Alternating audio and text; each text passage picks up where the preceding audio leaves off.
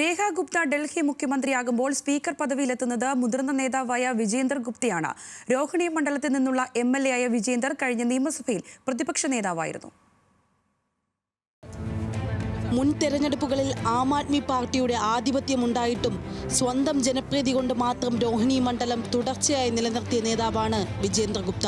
ഡൽഹി നിയമസഭയിൽ പ്രതിപക്ഷ നേതാവായിരുന്ന വിജേന്ദർ ഗുപ്ത കെജ്രിവാളിന്റെയും AAPയുടെയും നയങ്ങൾക്കെതിരെ ശക്തമായ പ്രതിരോധം സൃഷ്ടിച്ചു. ഒടുവിൽ നിയമസഭാ പ്രതിപക്ഷ സ്ഥാനത്ത് നിന്ന് സ്പീക്കർ പദവിയിലേക്ക്.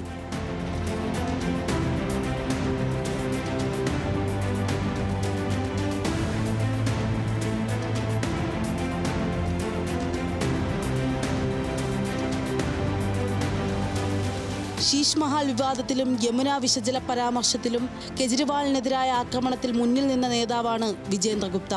ഇത്തവണ AAPയുടെ പ്രദീപ് മിട്ടാലിനെ 37,816 വോട്ടുകൾക്കാണ് പരാജയപ്പെടുത്തിയത്.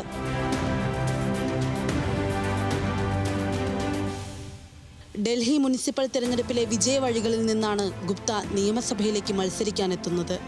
1997 മുനിസിപ്പൽ കോർപ്പറേഷനിൽ നിന്ന് കൗൺസിലറായി തുടക്കം, 3 വട്ടം കൗൺസിലർ. 2002 ഡൽഹി BJP സെക്രട്ടറിയായി സ്ഥാനക്കയറ്റം. 2009 ചാന്ദ്നി ചൗക്കിൽ നിന്നും ലോക്സഭയിലേക്ക് മത്സരിച്ചുവെങ്കിലും കപിൽ സിബലിനോട് പരാജയപ്പെട്ടു. 2010 ഡൽഹി BJP അധ്യക്ഷൻ.